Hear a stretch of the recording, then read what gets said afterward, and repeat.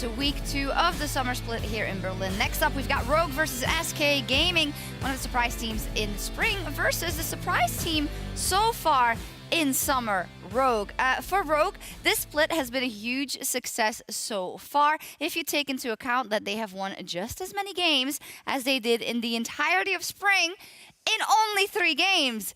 2 already, so things are looking up for Rogue. Yeah, I mean, Rogue is obviously already a much better team than they showed in spring, and it's keeping that same Ultra Liga roster that worked so well for them on the ERL stage, I think is already showing very good improvements, especially among our rookie players. Yeah, we talk a lot about the rookie players, but we also have to look at the bottom lane who had, you know, a questionable performance. Also, they were camped a little bit in week 1, but Vander and Woolite much better now in week 2 so far. Yeah, what we saw out of them in that last game against Vitality, I mean, I know we've looked at it from the other side, like, Vitality, how could you? How on earth do you get level 1 kill on Sonataria? How do you do it? Maybe they're just so good. Exactly.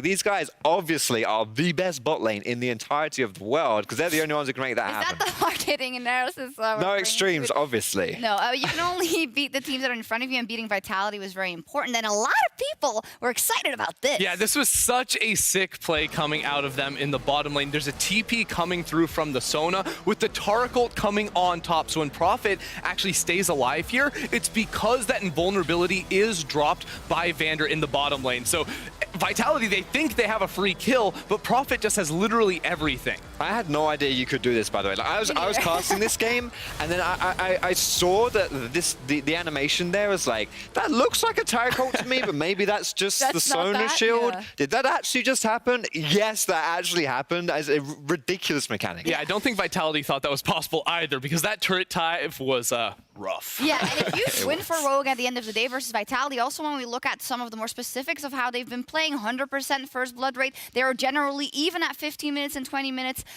decent objective control as well. So we're going to have to see how they do versus SK Gaming, because SK Gaming is a team we have high hopes for, because in their first split in spring, they immediately made it to the playoffs. When we look at the new member on that team, Sakre, what is the kind of rapport on him so far? Well, it's been interesting, because I think week 1 was a bit of a disappointment. I had very high expectations for him coming in after seeing him do so well at EU Masters. But now that we've seen him and Selfmade work very well together in their game against G2 yesterday, we saw him get a solo kill up against Wonder and look very, very good, given that jungle attention that he's able to use to just snowball. I think Selfmade is his friend in the sense that, yes, he sets him up for success, but kind of his enemy in the whole kind of view of why isn't Sakre right out the bat this amazing rookie? Because Selfmade was able to achieve that last year, but generally speaking, that's not the trend of what rookie players are able to do. Last game, though, for Sakre was a really confident performance, a much more impressive performance, and I think this has the potential to be one of the tops in the LEC. Yeah, we have to see his development, of course, just a couple of games. You mentioned Selfmade there as well, and Selfmade is practically the only guy we talked about in spring, and rightfully so. He would almost carry games by himself out of that jungle position. We haven't seen as much of that.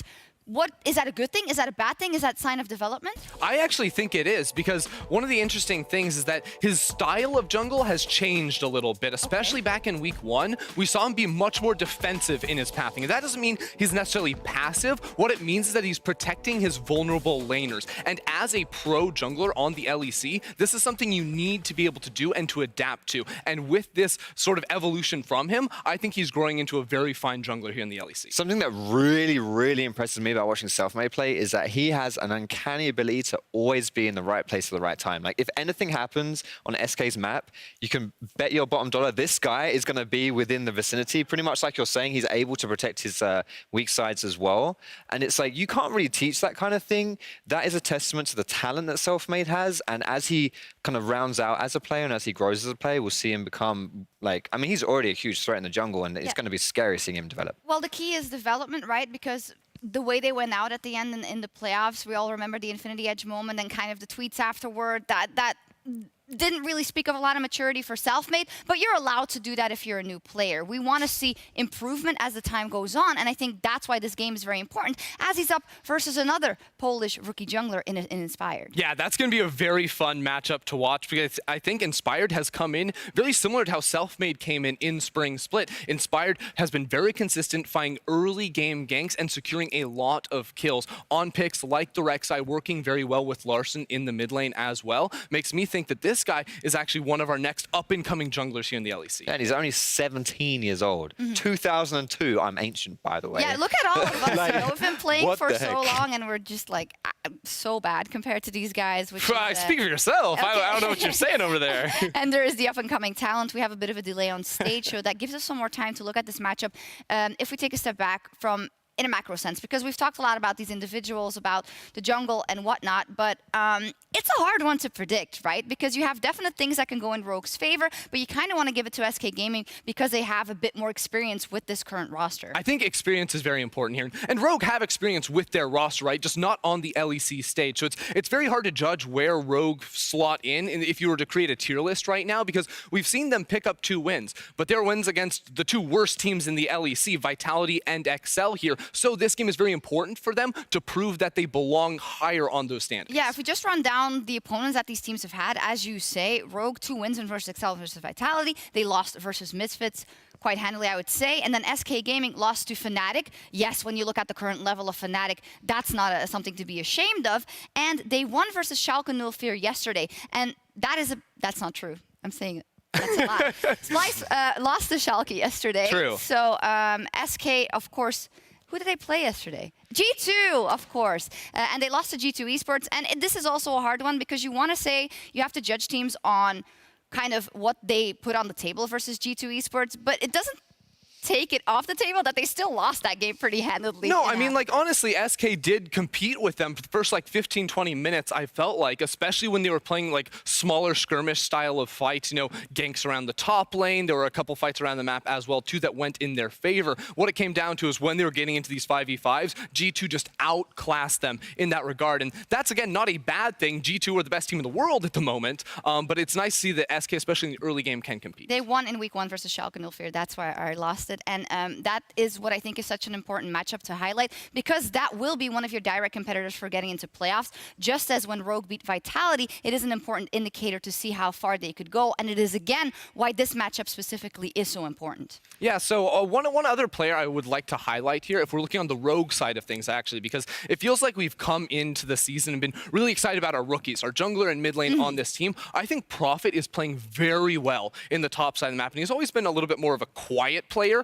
for this team in particular, but something I saw out of him a lot was actually using his advantages in top lane to try and translate them to the rest of the map. So, you know, pushing up on a champion like Rumble that he's gone for a couple times now, and then actually trying to leave his lane, gank that mid lane, and help Larson succeed. So as a veteran player, he is also trying to devote some of his time and resources to help his rookie succeed. You bring up a good point, and when looking into the stats for SK Gaming, their gold difference at 20 has been minus 3,605 gold on average.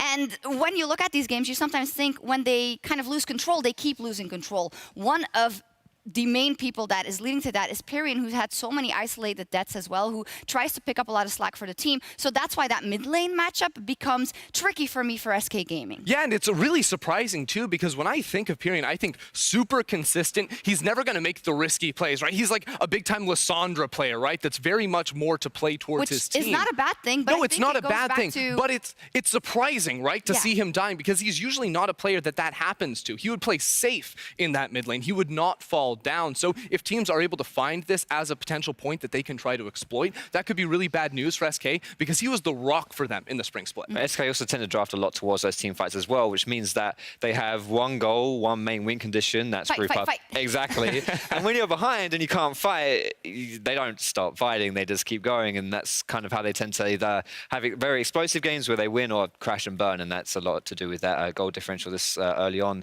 Pyrian yesterday playing that Nico as well against G2. I would love to go on the record and say any other opponent that is not G2, SK win that game straight up. So they beat Rogue? If they play like they did yesterday, I've got them predicted to beat Rogue. Yeah. What are the main factors that have to go right for SK to beat Rogue convincingly today? I actually think that the early game from SK I've been pretty impressed with, and especially, we talked about this before with Selfmade and the way that he plays the game. I'm finding it hard for... What about that goal difference though. Well, no, but I think that the way that he plays, it's like damage control, at least. Like, Okay. so to me, I think that you can kind of come, depending on the way that they draft this game, if they have the superior team fight, which they love to do, then I think that that's actually a way you can kind of bring it to Rogue, where I think that perhaps the inexperience from Rogue's carries, you might be able to exploit that. Yeah, if I'm looking at this game, I think the biggest advantage that SK might actually have is down in the bottom lane. While Woolite and Vander did play well yesterday with the Sona Taric, I think last week was not very convincing when they were camped. And I think that this is a very easy game for Selfmade to just put a target on that bottom lane, put Crown Shot on a late game scaling AD carry that he loves to play. Like his Ezreal, his Jinx, they're all fantastic. Put him on something like that, put Dreams on a playmaker like the Thresh, send Selfmade to that bottom lane and camp these guys to death. Yeah, good point, because at the end of the day, playing the Sona Taric lane, we're not going to say it's easy, but, you know, it's not the same as playing that pure mechanical 2 versus 2 matchup. And I think that's what we're going to end up seeing in this game. You guys, we do have a small delay on stage. League officials are investigating an issue of the players getting into the lobby. I feel kind of bad for them because it's really warm outside here in Berlin as well, so they have to keep in the zone. I saw that they were starting up the 1v1 lobby, which is always good. I can only imagine that that makes you calm, you know? You can get some of the nerves out if you play those 1v1 matches. Yeah, so it's actually funny because, you know, I used to be a referee, right? Yes. So I would sit behind these players and see them doing everything. And you have a couple different kinds of players. You have like the players that are super in the zone, right? And they get into practice tool, they're like, I don't want to 1v1 you, right? And they're like practicing combos. Like I remember like people trying like insects in the practice tool and all that stuff, just trying to get loose on certain champions. But you also have the players, they're like, I want to 1v1, I want to get hyped, I want to get amped up, which are usually a little bit more fun because they get all that momentum going into the game and then have a blast. Yeah, they have to channel it in that way. Since we have a little bit of time, let's look at the league maybe a bit more holistically, because not everything is going as expected, I would say, at all. And I think the middle of the table conversation is being formed and shaped as we speak. But I have the feeling that things could get really crazy, Foxtrap, especially if, you know, Vitality train keeps going off the rails, if Rogue keeps winning and picking up more wins, and all of a sudden and is in that conversation, is getting quite interesting. I think the only teams that I have pure confidence in towards the where they might finish at the end of the summer split has to be G2, Fnatic, and Origin. And I kind of think everything else is a little bit up in the air. You know, Splice always find a way to squeeze into the playoffs, and you know, Schalke. I think, didn't they lose like 8 games in a row, like 7-0? Yeah, they started off hot and then straight down. Like, I feel like it's a marathon, not a sprint. Right, exactly. And there's a lot of question marks about how the, you know, how it does go forward towards the end of the split. And for me, that's where those kind of 3 or 4 playoff spots are really up in the air to be grabbed. Yeah, so I agree with you. The top 3 is very clear for me right now. The bottom 2, also unfortunately for me, Excel and Vitality look very obviously to be the 2 weakest teams in the league. And then it is that gap where I'm not really sure. And you take like a team like Rogue, right, that have those 2 wins that you're trying to try and slot in and figure out where they are. Right now, we don't have a large enough sample size of games, I don't feel like, to rank them higher. So I put Rogue as sort of like just out of playoffs contention at the moment. But a game like this against SK could be the thing to try and catapult them up in the standings and make a person like me have much more faith in them moving forward. Yeah, as an update, League officials have determined that they need to switch to the backup server with the players. The players are transferring over right now, so we'll get an update of when we can get you guys into this game, and we will see. And when we have time to fill, we often talk about what we've seen of these teams so far. And it's so hard, because if you think back, as Foxtrot there rightly brings it up, at this point in time, last split, Misfits was doing great. Schalke was doing great, but it is all about the long-term development of these teams and not about how good you are in the first 3 games. So why do we give that pass to G2, Fnatic, and Origin and not to the other teams? Because those teams have been consistently on the rise. You know, we saw them, like, you have a team like Fnatic and Origin, they both started slow last split, but then they were constantly growing, right? So we've seen them over the course of this year now be on the rise. So there's no reason to make us think that they're going to fall down immediately. So like, that's where it becomes a little bit more obvious to me. And then you have a team like, let's say, Excel or Vitality, who both, you know, Excel struggled in spring split. That's obvious. They're still looking down. So like, that is a lock-in for me. Vitality on the decline towards the second half of the split. Yes, they can pick themselves up, but the trend so far has been a period of about 2 or 3 months where it has not looked good. So it's that long-term, you know, either growth or decline that makes it much more clear which teams are going to be on the top or on the bottom at the end of the split. See, it's a decent argument trending up, trending down. One thing It's you're the stock forgetting. market. One thing you're forgetting to mention, though, my friend, the Rift Rivals hangover. That's coming up in a few weeks. Right. And we're You gonna mean have jet lag? right, whatever it is, whatever you want to call it. But Now, we're hey. going to have the top teams going over there when they come back. I think you bring up a valid point. I mean, we've just had Perks on Euphoria talking about how it is tough. And we often see, well, how tough can it be? You're pro players playing a game for a living. Well, the answer is extremely tough because they put in so many more hours when they're practicing in scrims every day, when they're going through the team talks. Then they also play solo queue to keep up their level. Then they are being sent halfway across the world for these tournaments. I think it's a valid thing to think about. And with Rift Rivals and them flying over to LA, I mean, you could come back and see a very tired G2 or Fnatic. Or You could. I would like to throw in the caveat that there is the break week now after Rift Rivals, so we won't be dealing with the jet lag excuses that we heard some of our teams bring up last year. So yes, I agree. Like the traveling, of course, is very strenuous, especially for a team like G2 that already went to MSI and came back and started playing here almost immediately. But with the break week, it should be a little better. Also, they think it's going to be a breeze because I had them on PGL last week, and it's like, oh, the EU teams are not going to drop a game at Rift Rivals. I'm excited to see how it all plays out because it never goes the way you think it's going to go. A lot of players go over to LA for vacation, League players at least. So maybe our EU boys will do the same. Yeah, we will see. Hyped, of course, that is just in a couple of weeks. But now to zoom back in on SK Gaming versus Rogue, we are arranging an interview, I believe, with someone in just a second. Yeah, before them, it sucks. I mean, you've been a referee. They can talk by this point, right? Yeah, so before the game, if there's a delay or anything, there's no issues with talking. The only times when players will be told explicitly not to speak about the game or anything is when there's a pause during the game. But even if this were in the game and there were to be an extended pause, after a couple minutes, once the issue is sorted, usually the referees will give the players the go-ahead to talk about whatever they need to. We'll see how it evolves. Right. I'm kind of running on fumes here as what to say about this particular match. Ask me more referee stories. Yeah, more referee stories.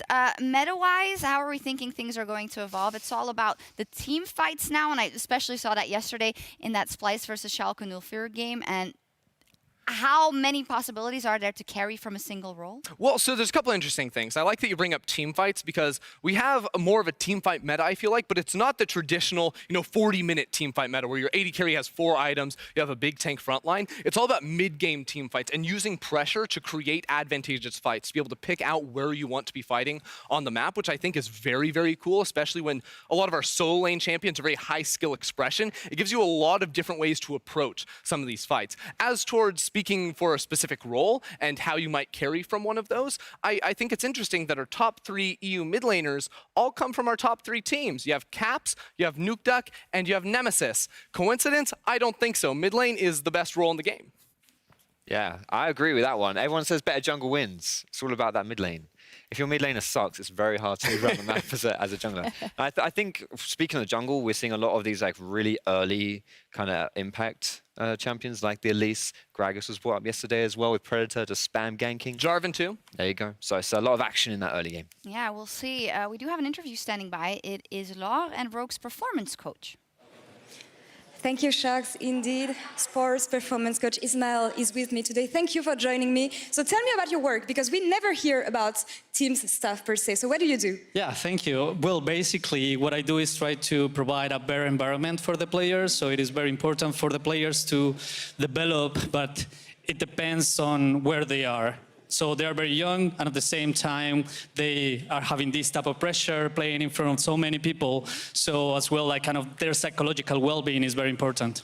I get that you weren't always working with esports athletes. Yeah. So how different is it from what you used to do before that? Yeah, definitely. I mean, I was working a lot with swimmers and football players, and it is very similar. At the highest level, of course, you have better structure, multidisciplinary people working behind the players, and it is very similar for esports, but right now we don't have the resources right now, so that's why it's almost the same. I'm always interested in knowing more about this because it's easy to see a team win. We see it with G2, you have the good momentum, but it's something else when you have to switch a mindset for a player. So how do you work around that? Well, again, like I think it depends on the environment where the players are. Like for example, in G2, like you can tell like they're having really good time. They're like friends, and there are some other teams that they cannot keep winning or they keep losing maybe because of that environment where they are. So it's come from the team perspective and as well from the individual perspective. And from there, you start building those fundamentals. Awesome. So now you keep looking at the matchup as we have today. Yeah. If you were to give an advice to the players, what would it be? Well, the advice that I gave them is like, it doesn't matter any outcome. Like the most important thing is to focus what we know, the strengths that we have, and just work as a team, basically. Well, thank you very much for your insights and joining me before the game. Now back to you guys. Thank you very much, Laura and Ismail. Always good to hear, I feel like, from the psychological coach. I think we're very unique in that when you come into esports, right? When you come up in football, you're playing in middle school, you're playing in high school, you're playing in university. But here it's like you go from at home flaming kids on your computer to like big stage. And there's no middle ground. You're not really prepared for that. So I think it's such an important part. But more important is the game in front of us, Froster. And it is time. The dramatic music is telling me to wrap it up. It's SK Gaming versus Rogue. Go! So the first thing that I really want to pay attention to is what SK Gaming are going to do in this draft. Now, looking back at their previous drafts, only 3 games played in the LEC, they actually have a really high priority on Nico. They've played 2 of the 3 times that Nico has appeared. The other time was by G2. And they were given opportunities to priority pick things like Aurelia, and they would instead grab things like Sejuani. So how SK Gaming draft is actually really different than what we've seen the trends of the rest of the LEC teams doing.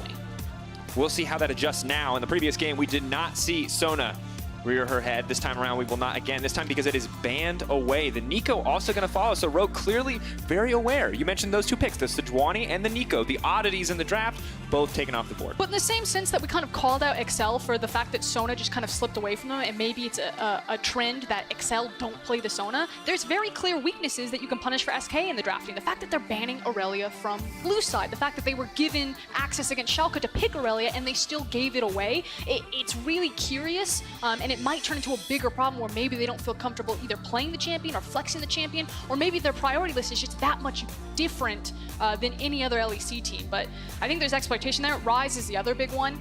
They've been given opportunities to grab Ryze, even second rotation from red side, and SK Gaming will give it away.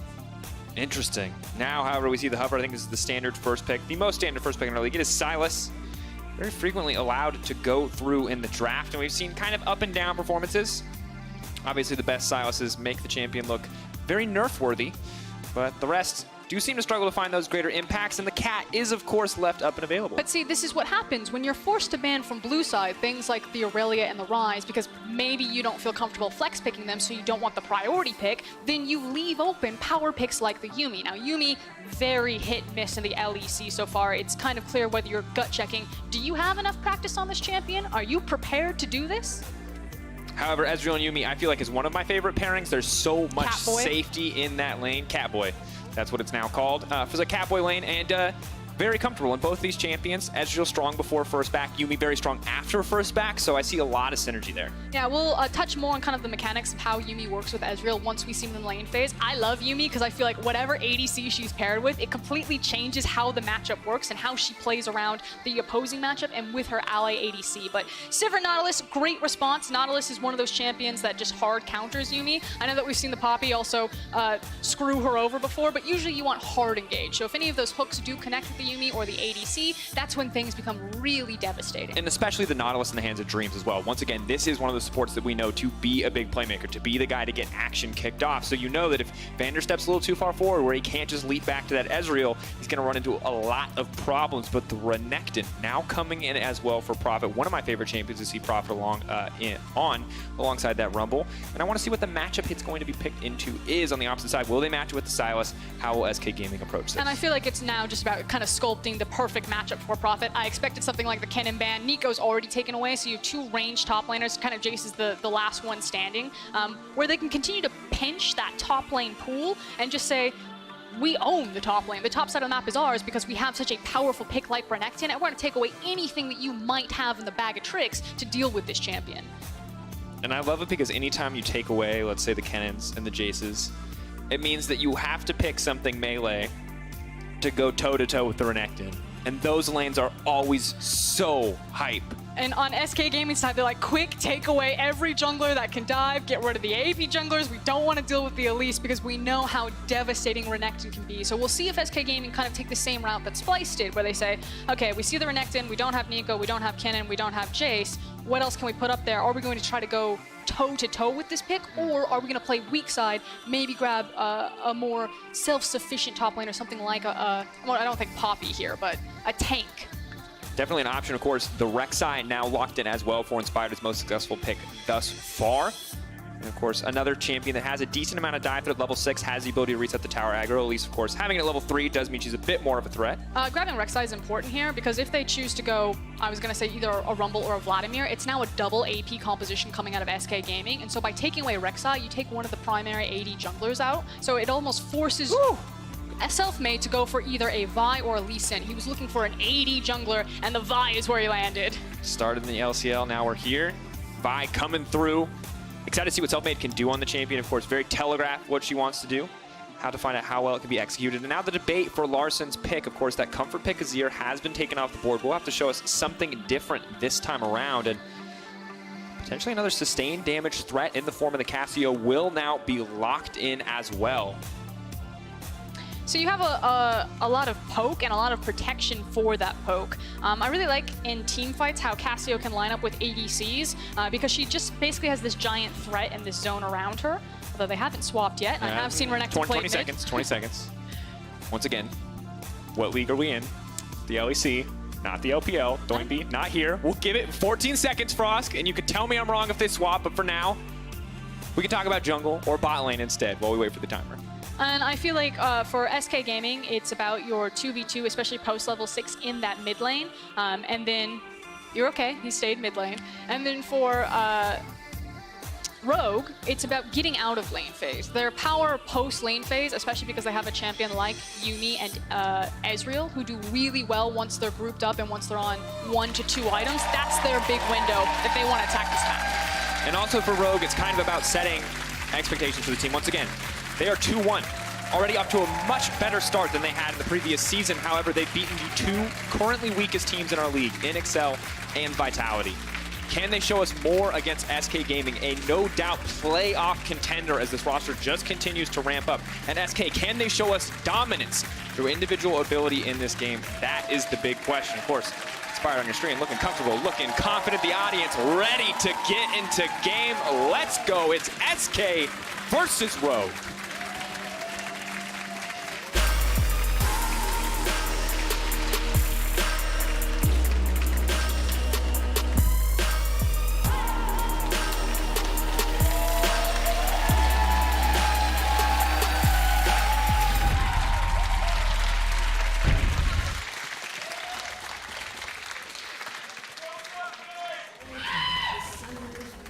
Go Selfmade. Selfmade fans out in force. I'm loving it. We'll see what he can do on the Vi.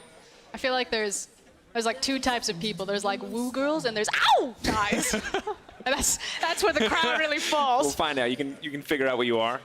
We'll run it. You know, we had the 4 houses before. You could be the council or the faceless. Now you can be a woo girl or an ow guy. Well, it's the next event. It's confirmed. I've got the authority to say that. Sure, why not? Here we are. It's SK Gaming versus Rogue as we graciously get back on topic. See how we did that? That's a casting move. So nice heart advance. I want to quickly touch in on Wulai and Vander down here on the Ezreal and the Yuumi. Thank you, observers. So this is going to be, what, Catboy? Catboy is what we're going with. So how Yuumi and Ezreal are going to gain priority and pressure into this lane is clearly through their poke. If you haven't played against Yuumi, we've seen a couple times the LEC, she's really dependent on where her ADC's positioning is. She throws out a little Q, it tags you. Now just imagine that layered with a bunch of Ezreal Qs and how obnoxious it can be. But of course, if they lose control of the wave priority, which is why it's so important that Ezreal and Yuumi don't need to leash for their jungler, they need to get here first, because if they lose control of the wave, then you have all of those minions standing in front of you to block the Q. So you shouldn't ever see an Ezreal and a Yuumi leash for their jungler. They should always walk to the lane first. And I also like the response then from Crown Shot and Dreams to say, well, you're not getting the shove in. I've got the W on the Sivir, and we are forcing this one in. So something that I absolutely love here, that we've already seen in this lane, is that if you played against Yuumi and solo queue, you know this, that the Q is essentially impossible to dodge. There's really nothing you can do against it.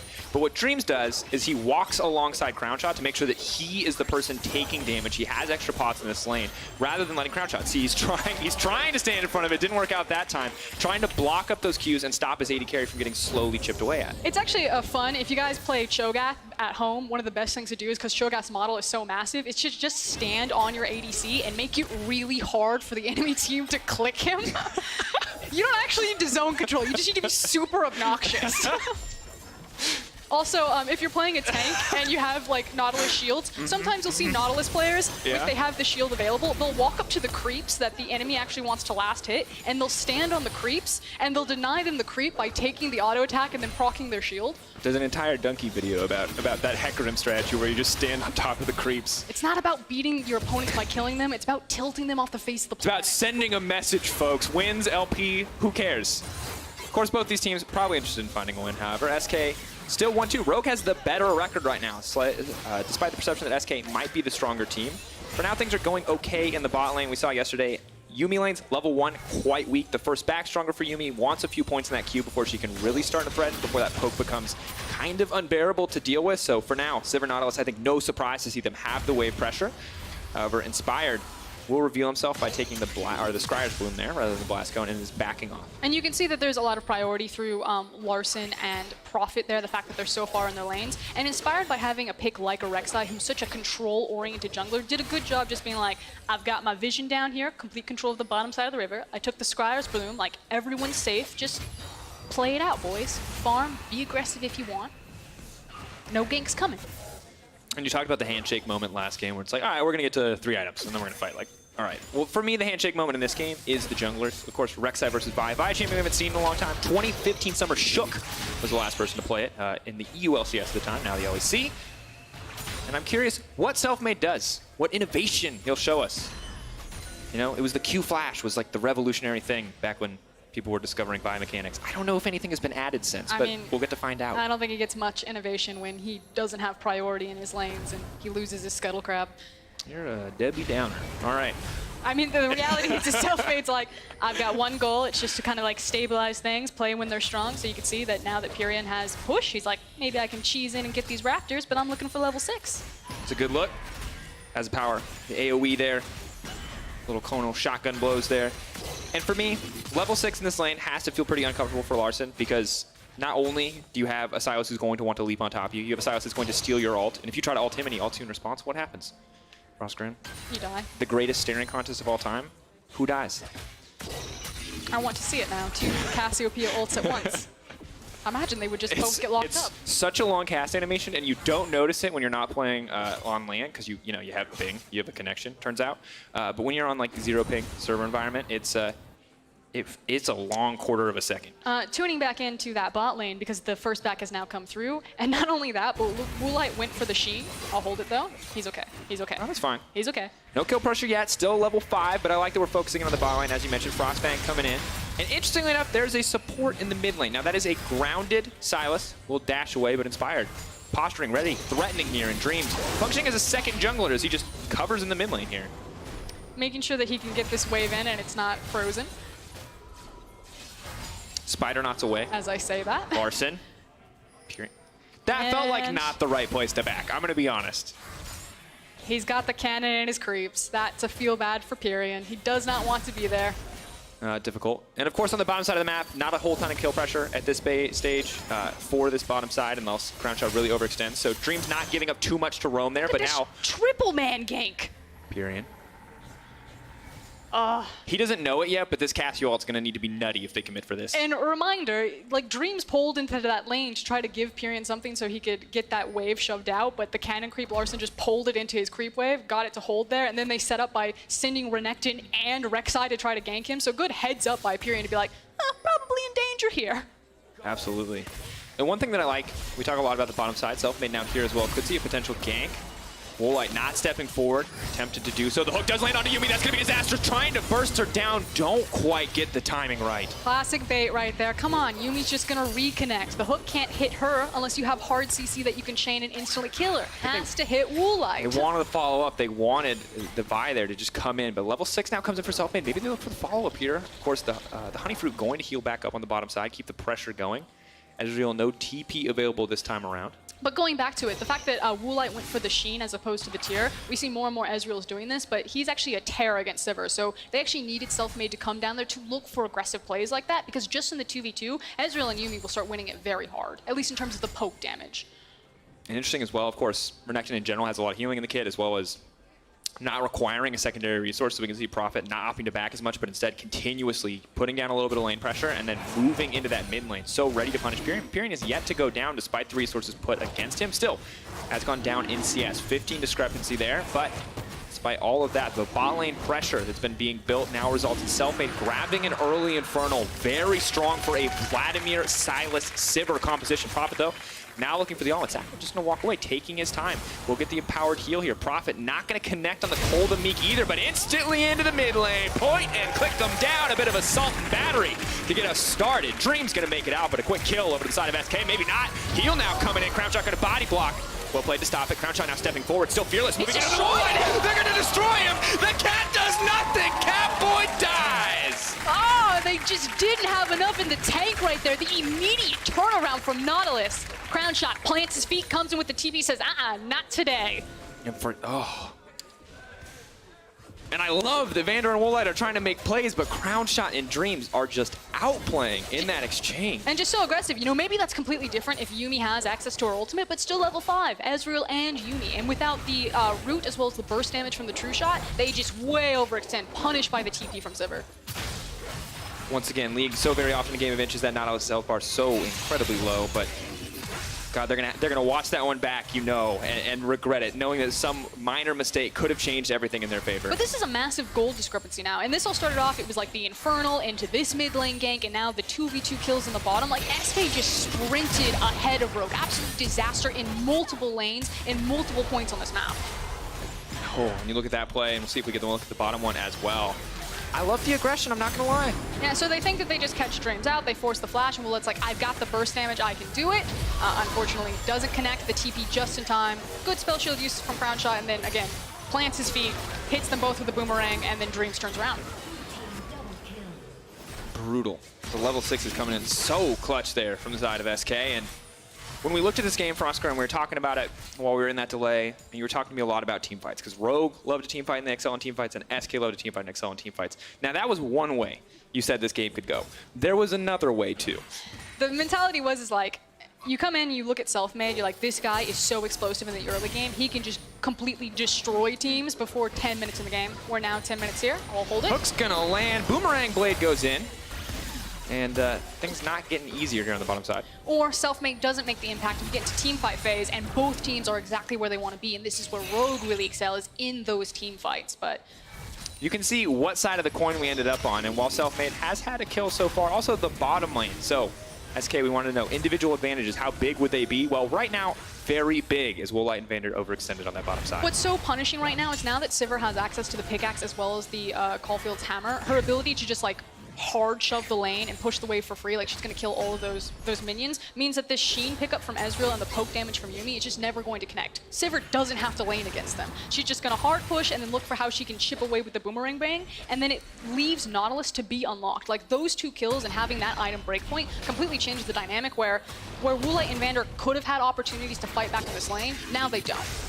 So incredibly difficult. And then as well, we see Inspired was kind of taking control of a lot of the jungle earlier on, now falling a little bit behind. Opted for the Chilling Smite. A little bit stronger ganks, a little bit more additional damage out into these short exchanges, but with the Challenging Smite on the opposite side, with Self-Made building up an XP advantage, things are only going to get harder in that 1v1 matchup.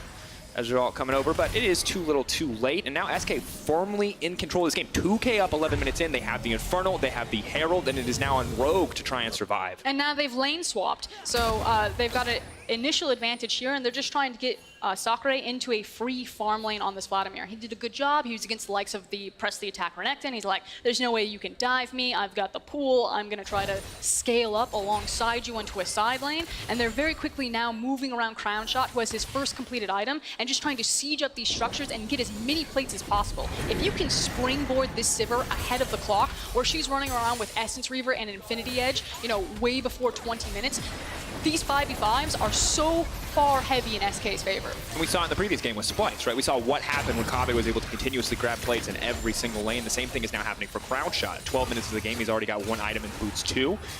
And this lane has been a question. Not a lot happening. You see a lot of these continuous aggressive trades back and forth, but as more CDR goes into the pocket of Vladimir, it only gets harder for Renekton. There's just so much healing in this lane. Prophet dashing in and out as quickly as he can. The more that I think about it, the more that I actually really love that play of giving the plates, like the gold to Sivir. Because you could have picked anywhere. You could have given it to the Vladimir. But the thing about Ezreal is that it's so hard to put Ezreal far enough down that he doesn't make a huge impact in the mid game no matter what, because his items are so cheap and he hits for so hard. And it's really hard to stop him from doing damage because of his safety with his poke. By giving it to Sivir, you're making sure that you're never in a deficit in terms of your AD carry not being strong when the enemy ADC is really strong. Ooh.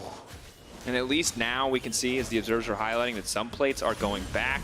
But right now, this Ezreal Yuumi lane, this terror that when you get a lead is just supposed to be so impossible to lane against, has not had that effectiveness. And another Drake going down, second Infernal. The Dragon RNG very much favoring SK in this early game. Yeah, this game is wildly getting out of Rogue's control right now. Clearing the waves, and I wonder what they're going to do with this bottom lane, how exactly they're going to use this, and more importantly, what the cat is going to do. For now, Vander has been that. Sometimes Yuumi feels so OP, and sometimes she feels like kind of you just have 50% of a champion on your team, and this is one of those 50% of a champion games thus far. She works really well with champions like Renekton and Rek'Sai because of their ability to get into backlines, and then if you think about a Yuumi ult that's like flying around everywhere and just causing havoc for everyone. But Rogue need to make sure that they can get to that point at not too much of a deficit so that Rek'Sai and Renekton actually have the tanky stats or the damage that if they get into a backline, it means something, and that they're tanky enough to survive getting back there. Otherwise, yeah, Yuumi means nothing. And of course, the thing that we always talk about with Ezreal is inevitably, most of you know it all, but we'll say it once again, is the 2-item power spike, right? This is the point where Ezreal is, relative to every other champion, incredibly strong. Now, the difficult part is that Crown Shot gets to his 3-item power spike before Ezreal gets that tier fully stacked. Remember, the tier was delayed because of the Sheen start, and now gonna have to see how it works out. Crown Shot committing for a little bit more. Inspired is here, however. Crown Shot now in trouble. The flash to knock up the Halo Blades. A lot of immediate damage coming out, but there's the Zanya. Self-made here as well. The flash out to safety. The whole team is here. Prophet going to the backside. Desperately wants to get something, but he's just not quite fast enough. There it is. Cole the Meek takes down Crown Shot. Larson stepping forward. Rogue turning this on its head and hits it with the Vladimir onto the backside. Multiple members getting knocked out. Sakura, can he get enough? Damage is there. The cat is healing everybody up. He needs to make it out safety. Just gets out with his life. A beautiful fight for Rogue. And just to repeat what Perk said about Crown Shot and Dreams, he said the only negative about them is they try too hard sometimes. They tried to force that play. They didn't have perfect information about where Inspired was, and you immediately see the snapshot from Rogue. They completely turned this game. In this Alien replay, everything looks like it's starting out, but we know from the spectator perspective that Inspired is there in the brush.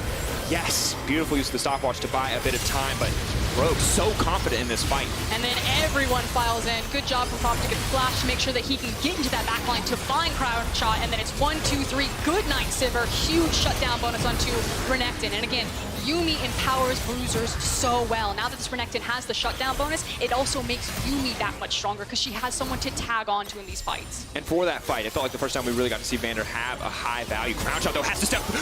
No way! Way too greedy. Crown Shot so close to getting something done there, but gets taken out in the end. And now you're starting to see the power of Catboy. Again, that pick was so important up there. And let me be clear here. Once that Iceborne Gauntlet is finished, you cannot run away from this duo. So if they are ahead or if they are in an advantage situation, you will not escape. There's also a lot of greed from Crown Shot on Sivir. We talked about in the previous game kind of reactive wave clear versus proactive wave clear. Sivir doesn't have, you know, an arcane shift like Ezreal. She can clear waves really well, but it's super dangerous for her to walk that far up into a lane because she's just got her spell shield and her ult, but she still needs to get like a head start away from you. It's only gonna get harder from here. things starting to look a lot better for Rogue. Once again, still 2K gold deficit. 1 tower to 0. Double Infernal, but Infernal not going to amount to too much yet as it's just 16 minutes in the game. We'll get scarier as we move forward. And the good news for SK, Vladimir continuing to scale up. They're trying again. Oh, Woolite caught out and all on his lonesome. The knockup is there. They're not going to overcommit, however. They see Inspired zooming in with the cat on his back. Good bit of damage. Crown Shot now in trouble, though. The spell shield is there. Tries to buy a bit more time. Needs to get away before the Rek'Sai ult comes out. And Crown Shot will take down Inspired. Rek'Sai ult not going to get used there in the end. Yeah, and there's no Ezreal ultimate available there for Woolite, just about to come off of cooldown, so he can't look for the fadeaway return. Ooh. And now this is where things get spicy. Early game, we saw that first play go south. We saw the first successful gank from Selfmade. We thought, it's a done deal. Probably not going to be a game you come back in. But Vander jumping around in these team fights. Some of these plays mean the Rogue are coming back. But that one, they can't afford to make more mistakes like that. Can't afford to overextend.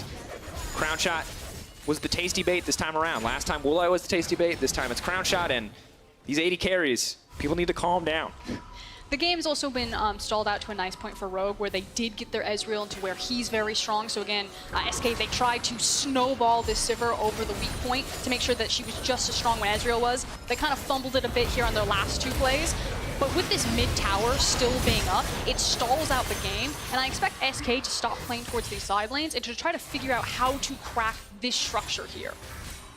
Incredibly difficult to do.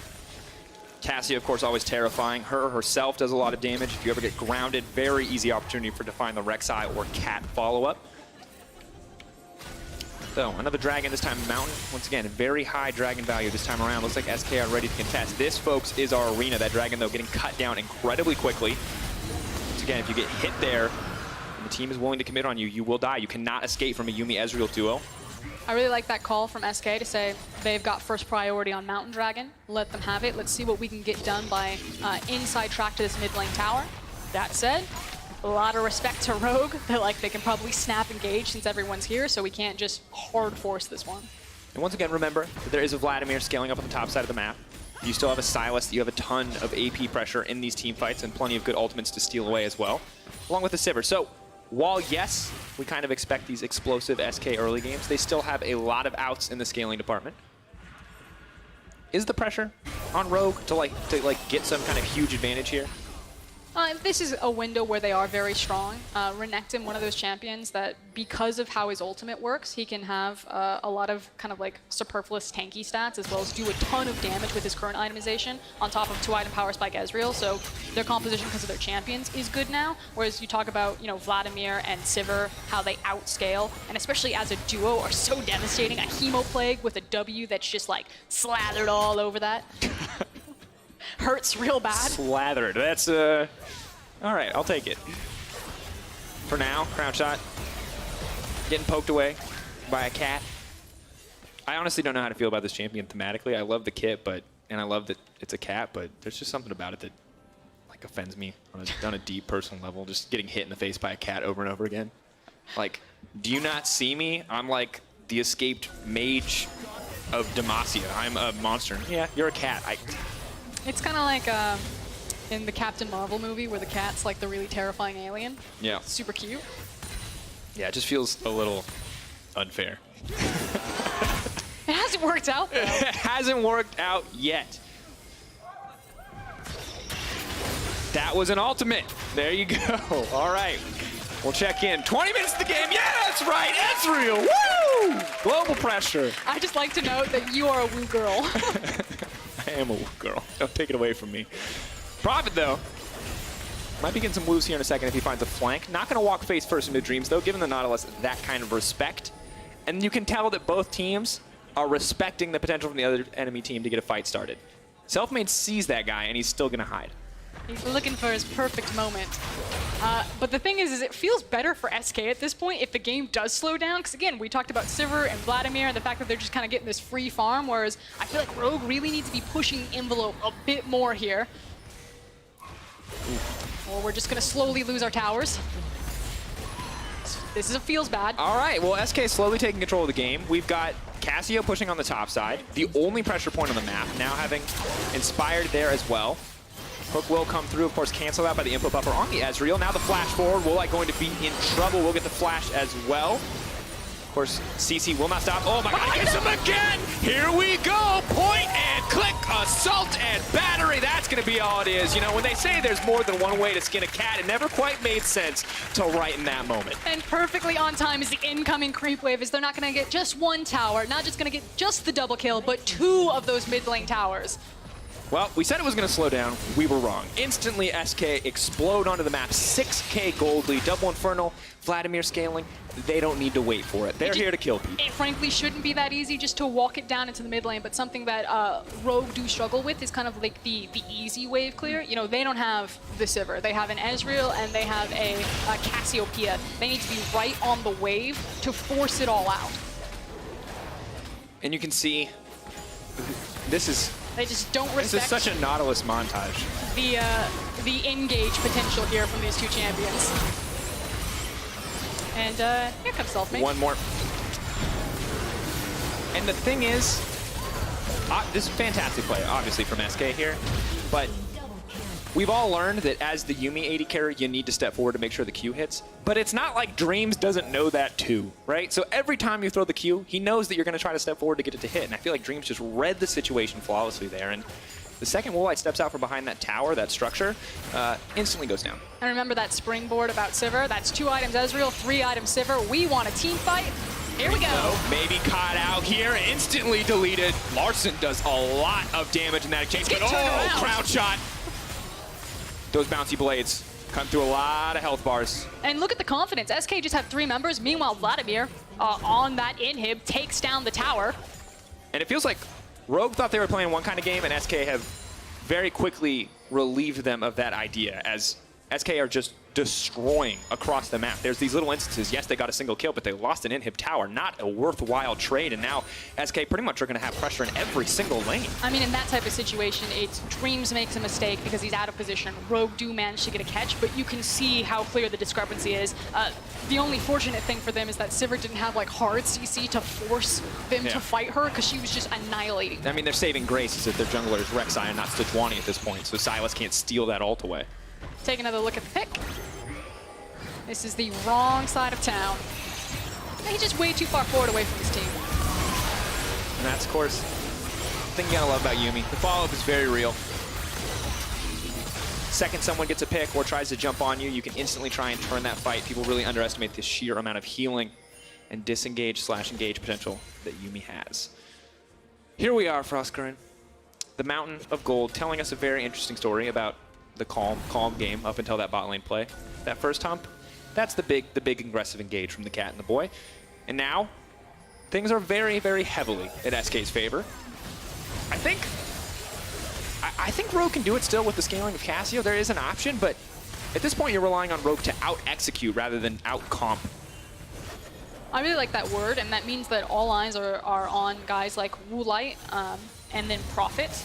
And I'm curious how Prophet's going to try to play this out. If he wants to go towards the side lane, it feels bad. Every time we look at Vladimir versus Renekton at this point in the game, it feels like Renekton is just cannot hold on into these side lanes. So you're then looking at, you know, either miracle flanks or super perfect sculpted team fights. Maybe SK walk up to a Baron and Woolite's able to layer the poke and they stall it out long enough. But I like the fact that you said out-execute. That's a difficult thing to ask, of course, against SK. A lot of incredibly competent individual players. Yes, sometimes they make mistakes, but they're always willing to go for those big moments. Now we have to see if the Baron can be taken away. Getting lower. This could be a defining moment for Rogue. Can they find a way back to the game? The pullback from SK, willing to back off, not willing to risk the 50-50, just hoping to get that one for free. Now Rogue, however, walking into this choke point could be disastrous. Eyes on the Yuumi though. Both home members locked up. Selfmade, can he get out? Is that going to be enough? Selfmade now set to fall. GA now being procced. Look at the backside of the fight. Woolite has gone down. Crownshot has taken out the enemy carry. All eyes on Prophet and Larson to get out of here. But SK in absolute control. Selfmade, ultimate already used, will not be able to continue the fight, but Crownshot going unchecked was disastrous in that fight. Yeah, a split fight, and the fact that Inspire is dead means that there's no smite. So if Rogue want to put up any sort of fight here, they'd have to do it with their faces and force them off this Baron. So, 6K, 4K, getting lower. Where's the Yuumi going to go? Sakura body blocking, Larson stepping forward, Vander, 1100 health. They don't have any way to get into the pit. Taking a risk there, but SK will walk away, not going to be scared of those 3 members.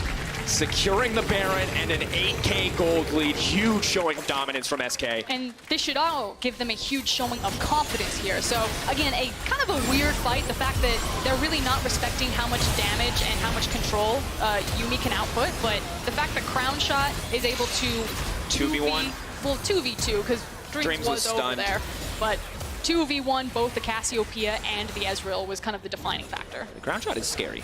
Perfect turn back on the Cassio ult to dodge. Dreams, unfortunately, were not able to turn around and forcing the Zanyas out. So, and it feels like if Larson hadn't used the Zanyas there, may have bought enough time for Will to survive, but just incredibly well played by Crown Shot. I do feel like we are approaching a Crown Shot moment, though, where he is feeling so confident after that last play that he might do something crazy here. You can see Inspired waiting for that moment. He doesn't have flash. He can't do anything crazy. What's he gonna do? I never thought a flash deficiency would be a good thing. Inspired, oh god, that's a ton of damage. Ezreal comes in, Crown Shot gonna take a little bit extra mana from it, and Larson still confident enough to step forward here. You've got Selfmade Split pushing on the side. Vladimir going to back off. He's got TP. 3 items now for the Vladimir, Death Cap, Protobelt, as well as the Zanyas, and not a lot of MR on the opposite side. Rogue trying to find an opportunity to force an engage here. That's the Crown TP. Shot now in trouble. Keep your eyes on the Sivir. How much damage can Crown Shot get out? Prophet is now turning back. This could be disastrous. Larson gonna get taken out, but no, the stun lands. Crown Shot's gonna get taken down. No! He manages to live. I cannot believe it. Vladimir is there for the double kill. What a turn for SK. It was all eyes on Crown Shot, but it was not enough to take him down. A massive quadra in favor of Sakura. What a fight. And that is going to be the fight that ends the game right there. SK saw their moment. They springboarded this Sivir ahead of the Ezreal, and they ran it over Rogue. Oh man, the momentum in SK's favor. Now tying Rogue up at 2-2. What a showing from this SK team.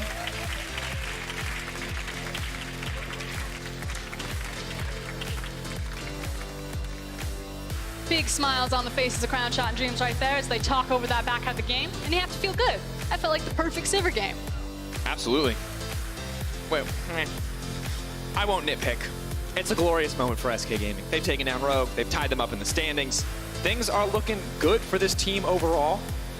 Playing to their win conditions, finding that opportunity, building a gold lead in an early game that they maybe shouldn't have been able to, and then running over in team fights. That's the SK we know and love. That's the SK we saw last season, and I love that they're giving us that flavor again, building up those leads, turning them into team fight wins. It's kind of everything you want to see. And unfortunately, mis-execution there from Rogue. I like kind of the couple looks that they gave us. I love the fact that we got to see a Yuumi take the LEC stage again, but Yuumi just cannot catch a break. And it seems like the LEC teams have downloaded exactly how to deal with this champion, whether it's a Nautilus, whether it's a Poppy. She's not catching any breaks. Difficult. Of course, for Rogue, still have to see how high their ceiling is. Once again, they've taken down 2 of the weaker teams in the standings. Now they've lost to both Misfits and SK, 2-2 overall. See exactly how this is going to unfold for them, but a good day overall. Huge plays from Dreams.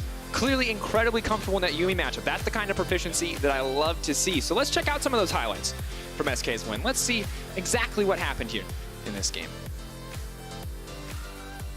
Ooh, the pro view.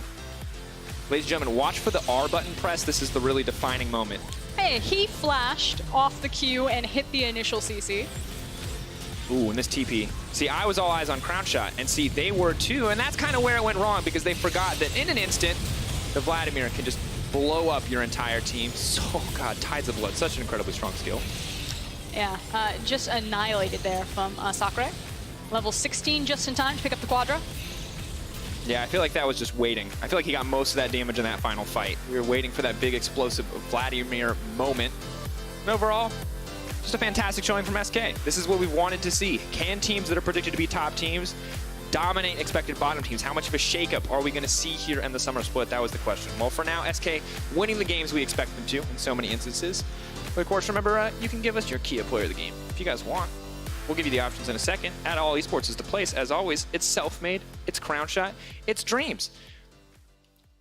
I always want to vote supports because they have like the burden of execution, and Dreams was insane, but also Crown Shot died in some situations where he shouldn't have and lived in some situations where he definitely shouldn't What have. about Dreams? He like walks blind around a corner because his team's like fight right now, but he's too separated and he dies.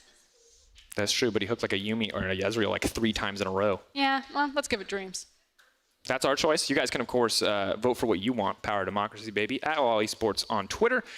And for me, I think when you look back at this game, I want to see what Rogue can bring in the weeks to come, what they can learn from this, because there are some great signs there, some good team fight cores, some good team fight fundamentals that I like to see from a team that has played for so much time together, but also waiting to see that kind of elevated ceiling and some of those basic mistakes taken away. I want to see just kind of an easier composition for Rogue to execute on. They seem to, again, find their footing when they are in team fights, and I think that's the primary takeaway for Rogue. For me, looking at this iteration of SK, it wasn't just that they won the team fights, but I actually really like their decision-making about when they broke the lanes, who they were giving the plate gold to, when they decided to set up for their team fights. I think there was some really cool macro moments from them in this game, and not just another, it's 5v5 time for SK. Selfmade got a huge lead early on an ex-champion. I mean, I love 5v5 time for SK. It's always fun to watch. But Lore is ready with backstage with Crown Chat. Let's see what he has to say. Thank you very much, guys, and thank you for joining me after the game. You were on fire today. Tell me about the decision-making to grab the lead in this game. Well, we knew we had a good matchup bot, and after we killed them 2v2, we knew that we can just swap top because Drake was also down, so we just knew we could swap and play for her. It was pretty simple. Pretty simple, as you say, but we often see teams go for sloppy team fights and throw their advantage in these situations. So tell me about maintaining this lead and keeping a cool head in these situations. Well, I would say we had prior in every lane pretty much, so we just knew if we just push and play with vision, they can't really do anything. We just have to play slow and, yeah, they can't really do anything. Easy game as a whole? Yeah, I would say so. Now, moving forward, you'll be playing versus Misfits and Vitality next week. So what do you think about the schedule? Well, I think Vitality is kind of in a slump right now, so... but I think Misfits is playing pretty well, especially on stage, so I think it will be fun to play against them. Their bot lane is pretty good too, so it will be exciting. Nice insights, and congrats again on Thank you. the victory. We're going to take a short break, and actually Misfits will be playing after the break against Origin.